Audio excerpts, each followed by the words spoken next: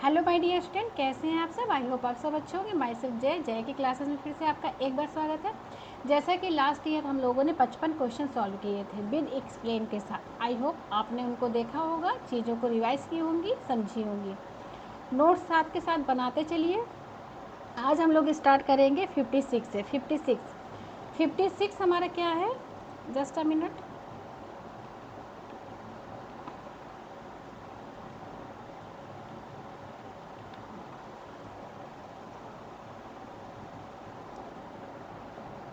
Fifty six क्या है, BHT।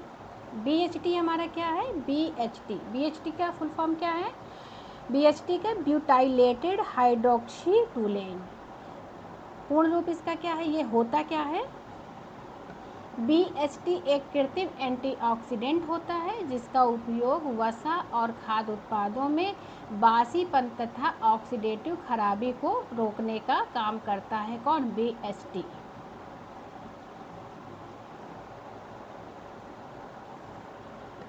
Next हमारा है, सेब को काटकर हवा के संपर्क में रखने पर, यानी कि हवा के संपर्क में रखने पर रखने वाला यौगिक कौन सा होता है। तो कौन सा होता है, एक एक करके हम समझते हैं चीज़ों को। सबसे पहले है मेलेनिन। मेलेनिन क्या होता है, एक एक करके समझेंगे। जो मेलेनिन होता है यह वो भूरा काला एक पिगमेंट होता है। जो मेलेनिन होता है एक पिगमेंट होता है जो किसके पिगमेंट होता है, जो कौन सा, भूरा प्लस काला, काले रंग का पिगमेंट होता है जो फल या सब्जी को काटने पर सतह को भूरा बना देता है। आर्थोक्विनोन क्या होता है, जो आर्थोक्विनोन होता है ये होता क्या है, यह एक एंजाइम है। ये एक क्या है, एंजाइम है। एंजाइम की क्रिया के बाद बनने वाला एक मध्यवर्ती यौगिक है जो बाद में मेलेनिन बन जाता है। यानी कि मेलेनिन से पहले आर्थोक्विनोन होता है जो बाद में मेलेनिन बन जाता है। डोपा क्या होता है, डोपा हम समझते हैं। डोपा क्या होता है, डोपा भी एक प्रकार का मेलेनिन की प्रक्रिया है, यानी मेलेनिन की प्रक्रिया है में मध्यवर्ती रासायनिक यौगिक का काम करता है जो बाद में ये मेलेनिन बन जाता है। पॉलीफिनाइल ऑक्सीडेज क्या होता है, यह वो एंजाइम है जो हवा की ऑक्सीजन के साथ मिलकर फलों को भूरा करने की रासायनिक प्रक्रिया को शुरू करता है, पॉलीफिनाइल। नेक्स्ट हमारा है सैम। सैम क्या होता है, सैम से आप क्या समझते हैं, सैम अभिक्रिया के लिए आवश्यक है। सैम होता क्या है, सैम होता क्या है समझते हैं। सैम होता है एस एडिनोसिल मेथोनिन। क्या होता है, एस एडी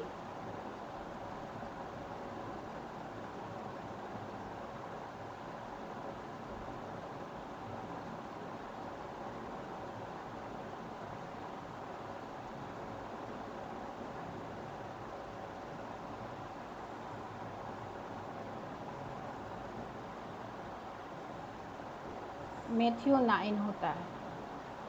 क्या होता है, एस एडिनोसिल मेथोनिन होता है। इसका फुल फॉर्म आप नोट कर लीजिए, एस एडिनोसिल मेथोनिन होता है। ये कोशिकाओं में होने वाली मिथाइलेशन प्रक्रियाओं के लिए बहुत मुख्य मिथाइल यानी मुख्यदाता होते हैं। मुख्यदाता समूहदाता के रूप में कार्य करते हैं। यानी कि जो सैम होते हैं ये आप समझ सकते हैं कि एस एडिनोसिल मेथोनिन एक सार्वभौमिक मिथाइल समूह दाता है जो मिथाइलेशन अभिक्रिया के लिए आवश्यक होता है। समझ गए होंगे। एक एक करके ऑप्शन भी क्लियर करते हैं। डीएमिनेशन क्या होता है, अमीनो अम्ल से अमीनो समूह की हटाने की एक प्रक्रिया है। जो ये डीएमिनेशन है ये क्या करता है, इसका काम है कि अमीनो एसिड से अमीनो समूह को हटाने का एक प्रोसेस है। ऑक्सीकरण क्या होता है, ऑक्सीकरण ऑक्सीकरण को क्या समझते हैं आप? किसी पदार्थ में ऑक्सीजन का जुड़ना या इलेक्ट्रॉन का निकलना, यानी कि किसी भी पदार्थ में ऑक्सीजन का जुड़ना और इलेक्ट्रॉन का निकलना ऑक्सीकरण कहलाता है। डीकार्बोक्सिलेशन क्या होता है? डीकार्बोक्सिलेशन क्या होता है? किसी यौगिक से कार्बन डाइऑक्साइड को हटाने की रासायनिक प्रक्रिया होती है डीकार्बोक्सिलेशन। मिथाइलेशन क्या होता है? मिथाइलेशन समझते हैं, किसी अणु में मिथाइल समूह का जुड़ना। मिथाइलेशन क्या होता है? किसी अणु में मिथाइल का जुड़ना। नेक्स्ट हमारा है आवश्यक फैटी एसिड।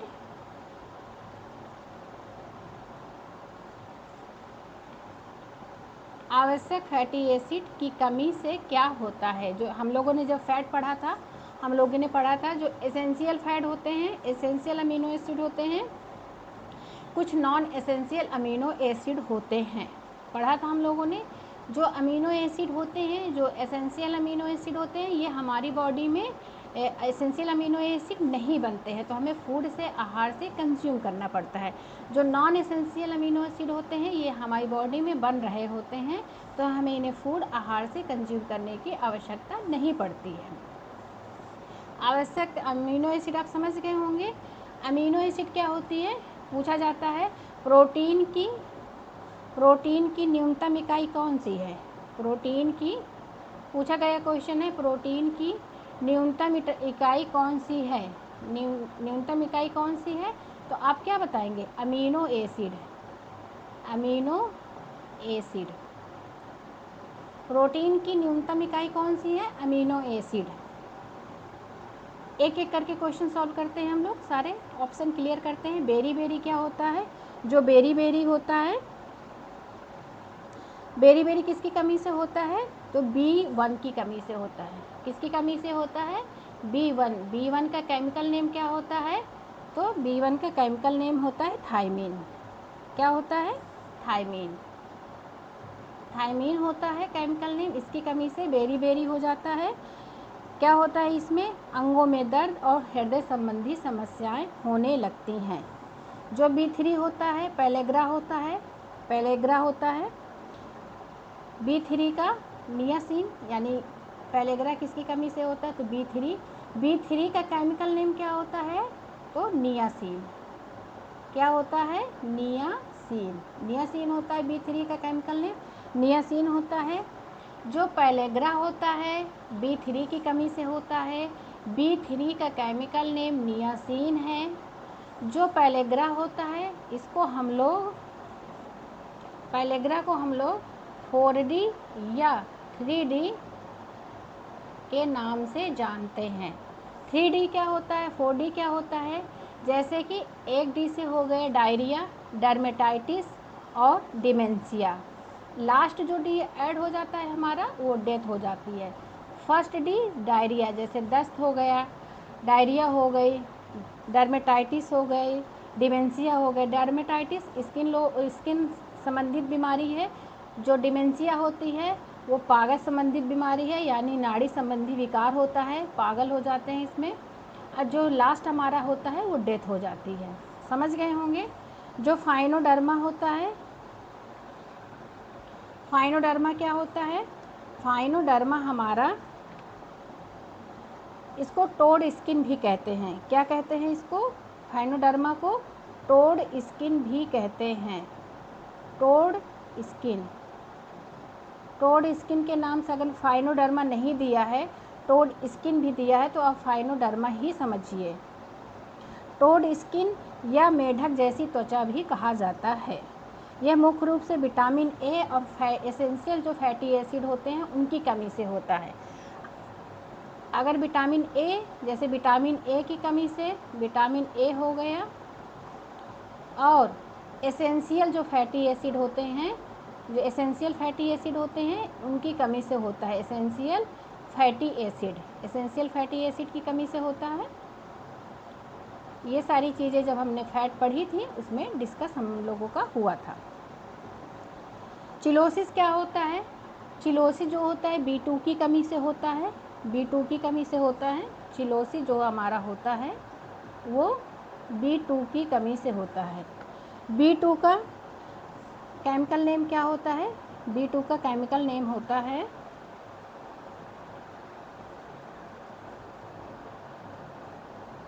क्या कहते हैं इसको? राइबोफ्लोविन। क्या कहते हैं?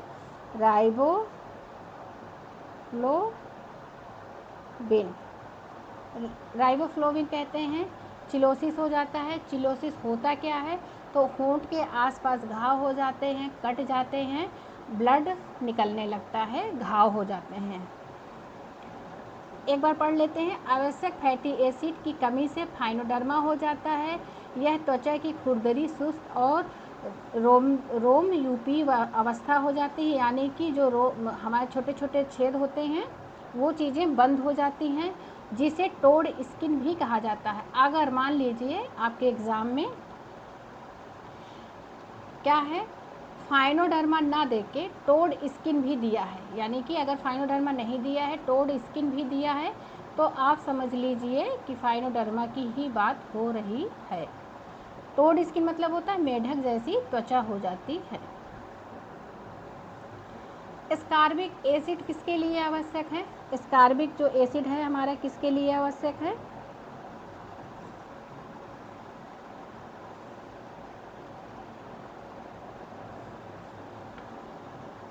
एस्कार्बिक एसिड किसके लिए आवश्यक है? Ascorbic acid vitamin C collagen संश्लेषण के लिए आवश्यक है, क्योंकि यह प्रोलाइन और लाइसिन अवशेषों में हाइड्रोक्सीकरण में सहायता करता है, जिससे कोलेजन हमारा स्थिर रहता है। एक एक करके समझते हैं। कोलेजन संश्लेषण क्या होता है? जो कोलेजन संश्लेषण होता है यह शरीर में कोलेस्ट्रॉल के निर्माण के लिए एक जटिल रासायनिक प्रक्रिया होती है। प्यूरिन संश्लेषण क्या होता है? प्यूरिन संश्लेषण जो होता है हमारा क्या होता है? प्यूरिन हमारे शरीर में डीएनए और आरएनए के बिल्डिंग ब्लॉक्स कहे जाते हैं। आरएनए और डीएनए के बिल्डिंग ब्लॉक्स किसको कहा जाता है? प्यूरिन संश्लेषण को कहा जाता है। कोलेस्ट्रॉल संश्लेषण क्या होता है? कोलेस्ट्रॉल संश्लेषण से आप क्या समझते हैं? यह शरीर में कोलेस्ट्रॉल के निर्माण के लिए एक जटिल रासायनिक प्रक्रिया होती है। डीएनए आप समझ रहे होंगे।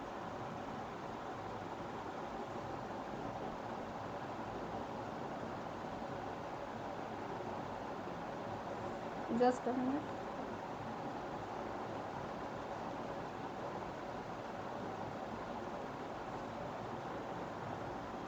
नेक्स्ट हमारा है आयरन होमियोस्टेसिस के बारे में आप क्या रखने वाला क्या कारक है? आयरन होमियोस्टेसिस को बनाए रखने का कौन सा कारक होता है? तो आयरन चेररोन होता है, हेप्सिडिन होता है, फेरोप्रोटीन होता है, फेरिटिन होता है। होता क्या है एक एक करके समझते हैं।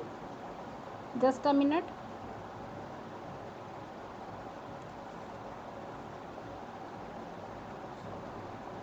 एक एक करके समझते हैं हम लोग।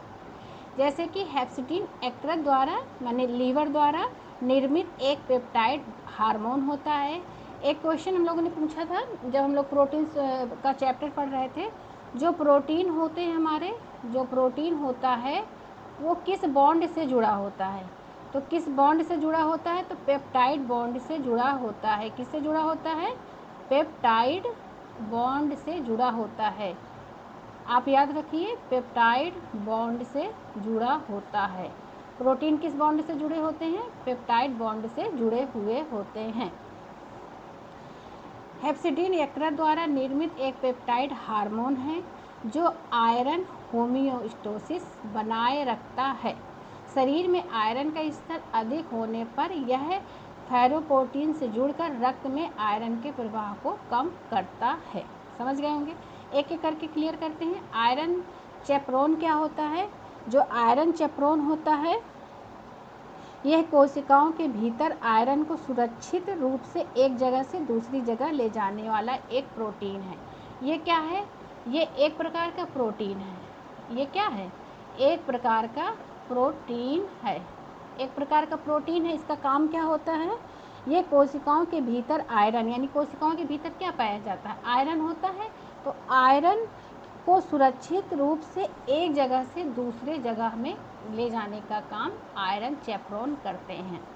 आयरन चेपरोन एक प्रकार का प्रोटीन है जो हमारी कोशिकाओं के अंदर क्या होता है, आयरन होता है। तो उस आयरन को एक जगह से दूसरे जगह स्थान पर सुरक्षित पहुंचाने का काम कौन करता है, आयरन चेपरोन करता है। हेप्सिडीन आप समझ गए होंगे, जो फेरोप्रोटीन होता है, ये क्या होता है, यह कोशिकाओं से आयरन को बाहर निकालने वाला एकमात्र ट्रांसपोर्टर द्वार है। इसी के द्वारा ये जो है एक ट्रांसपोर्ट का काम करता है। ये क्या है, एक प्रकार का ट्रांसपोर्ट का काम करता है। क्या काम करता है, एक प्रकार का ट्रांसपोर्ट का काम करता है। ट्रांसपोर्टर आप भी इसको कह सकते हैं, ट्रांसपोर्टर का काम करता है। ये ट्रांसपोर्टर का काम करता है जो फेरोप्रोटीन होता है।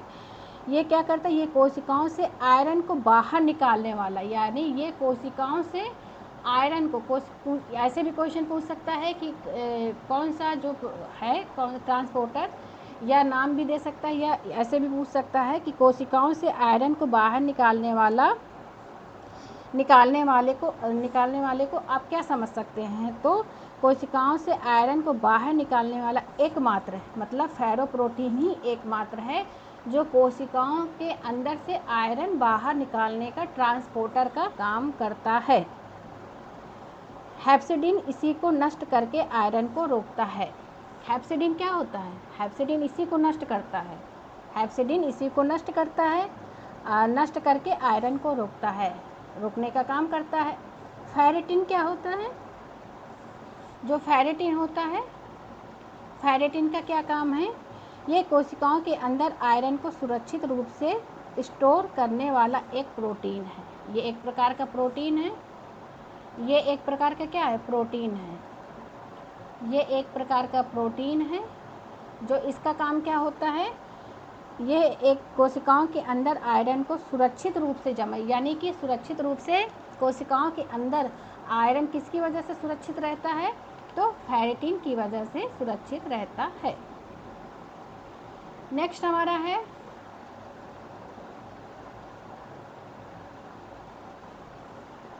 निम्नलिखित में से कौन सा एक अंतर्राष्ट्रीय खाद्य मानक है। जैसे कि हम लोगों ने वो पढ़ा था, क्या पढ़ रहे थे, हाँ, हम लोगों ने कुछ नेशनल इंटरनेशनल प्रोग्राम पढ़े हैं, कुछ नेशनल प्रोग्राम, कुछ इंटरनेशनल प्रोग्राम, वो आप ज़रूर देख लीजिए। वो ये सारी चीज़ें हम लोगों ने वहाँ पे एक एक करके उसका एक्सप्लेन किया हुआ है। तो आप एक बार वो क्लास भी देख लीजिए और नोट्स PDF भी देख लीजिए, वहाँ से चीज़ें समझ लीजिए। यहाँ भी हम समझ लेते हैं। निम्नलिखित में से कौन सा एक अंतर्राष्ट्रीय खाद्य मानक है, कौन सा है, जैसे कि एक एक करके समझते हैं। जैसे कि हमारा कोडेक्स के बारे में पहले जानते हैं, इसका आंसर क्या है, कोडेक्स है। इसका आंसर है कोडेक्स। क्या काम है इसका, कोडेक्स एलिमेंट्रियस अंतर्राष्ट्रीय स्तर पर अपनाए गए खाद्य मानकों, दिशा निर्देशों और आचार संहिता का संग्रह है, जिसे FAO, FA का फुल फॉर्म क्या है, food agriculture organisation, food agriculture organisation, WHO world health organisation के अंतर्गत कोडेक्स एलिमेंट्रियस आयोग द्वारा विकसित किया गया। यह उपभोक्ता स्वास्थ्य की रक्षा और खाद्य व्यापार में निष्पक्ष व्यवहार को बढ़ावा देने का काम करता है। कोडेक्स एलिमेंट्रियस समझ गए होंगे। ISI क्या होता है, हम लोगों ने पढ़ा था ISI के बारे में। ISI क्या होता है, ISI ये होता है भारतीय मानक संस्थान, भारतीय मानक संस्थान है ये जो अब क्या हो गया है, BIS हो गया है, भारतीय मानक ब्यूरो। पहले ये ISI था, लेकिन अब इसका नाम क्या हो गया है, BIS। अब ये BIS द्वारा जारी किया जाता है। एक मार्क क्या होता है, जो एक मार्क होते हैं राष्ट्रीय कृषि मानक, यह भारत में कृषि उत्पादों, जैसे कि भारत में कुछ कृषि उत्पाद हैं, जैसे कि घी हो गए, मसाले हो गए, शहद हो गए, वनस्पति तेल हो गए, की गुणवत्ता और क्वालिटी के लिए लगाया जाता एक चिन्ह होता है। PFA मानक क्या होता है? PFA मानक क्या होता है? PFA मानक ये क्या होता है? मिलावट रोकथाम। ये किसके लिए किया जाता है? ये किसके लिए किया जाता है? तो ये मिलावट को रोकने के लिए, मिलावट को रोकने के लिए, ये मिलावट को रोकने के लिए, मिलावट को रोकने के लिए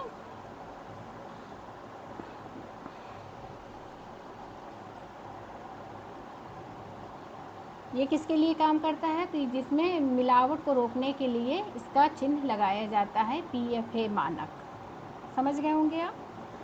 चुकंदर में पाया जाने वाला वर्णक कौन सा होता है? चुकंदर में पाया जाने वाला, हालांकि इसमें वो ऑप्शन नहीं दिया हुआ है, लेकिन बहुत सारे उसमें जो एग्ज़ाम हुए थे इस जो आंसर पे क्लेम भी हुआ था, तो इस आंसर पे जो UGC नेट ने जो आंसर माना था वो एंथोसाइनिन माना था, लेकिन ये सही आंसर नहीं है, लेकिन उसके अनुसार ये सही है। एक एक करके हम लोग क्लियर करते हैं चीज़ों को। फ्लेवोनॉल्स क्या होते हैं?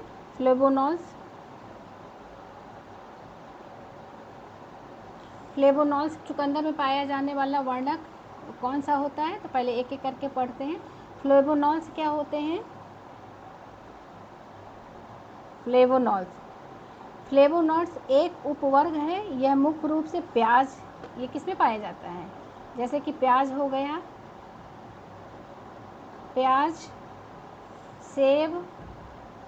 प्याज हो गया, सेब हो गए, ठीक है, ब्रोकली हो गई, चाय हो गई, नाम भी लिख लीजिए, पूछ भी सकता है।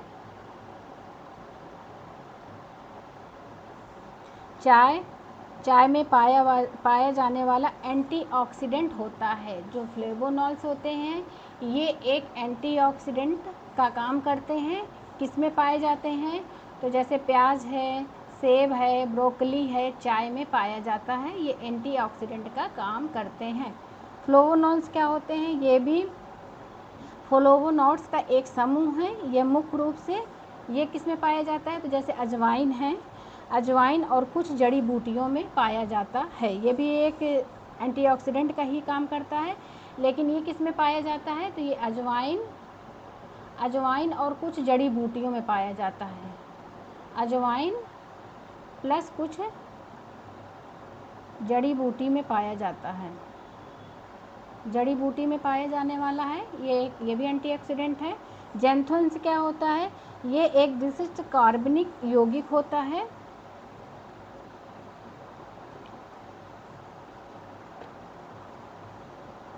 ज़ैंथोसेंस क्या होता है? ये एक विशिष्ट कार्बनिक यौगिक है जो कुछ चुनिंदा पौधों में पाया जाता है। जैसे कि कौन से पौधे हो सकते हैं? जैसे मैंगोस्टीन एक नाम का एक पौधा होता है जिसमें ज़ैंथोसेंस पाया जाता है।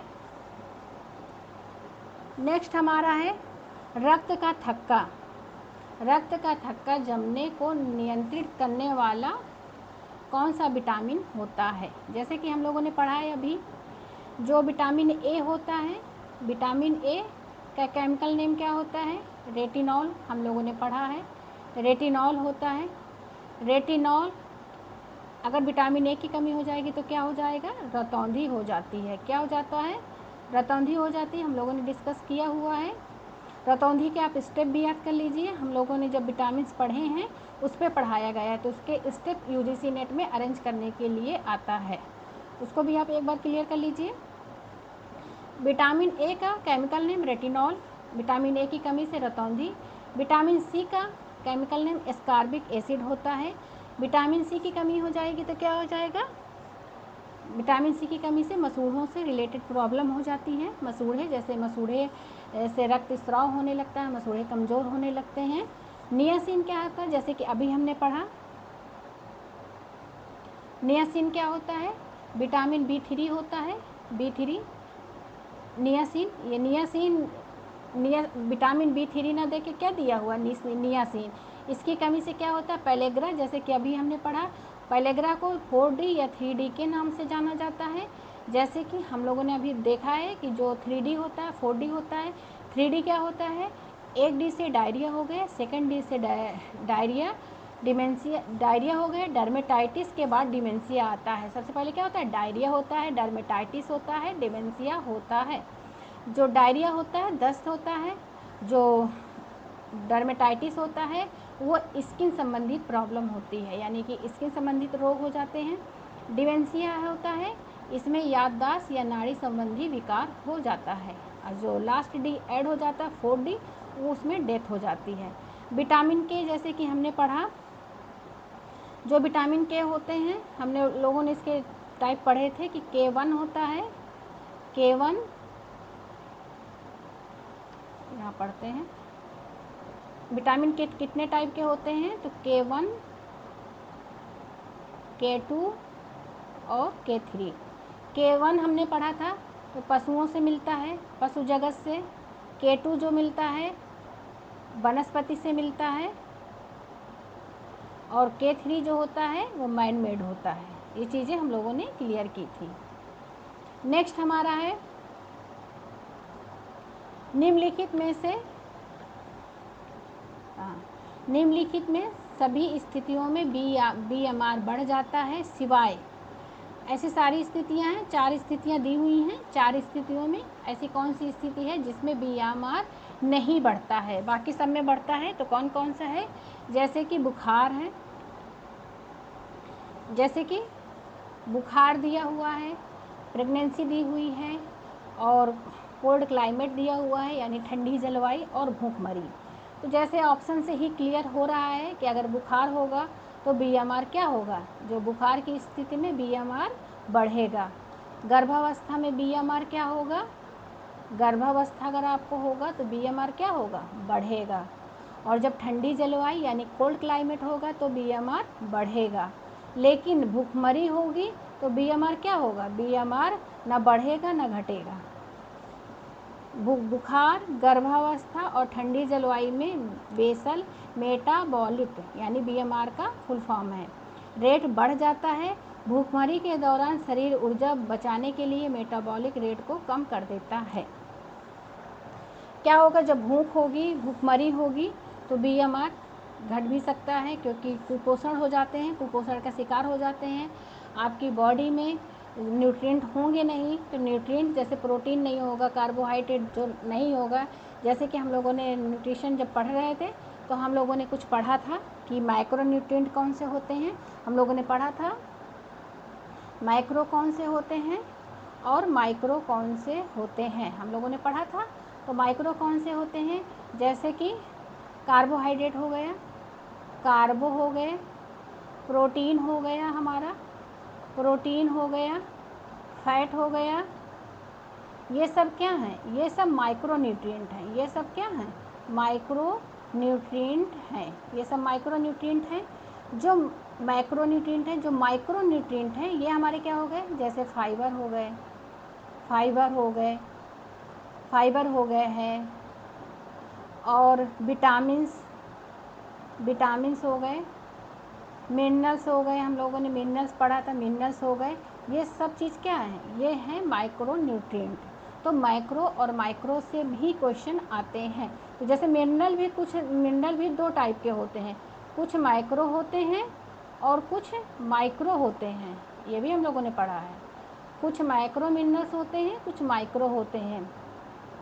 माइक्रो में क्या आ जाएगा, जैसे आपका कैल्शियम आ गया।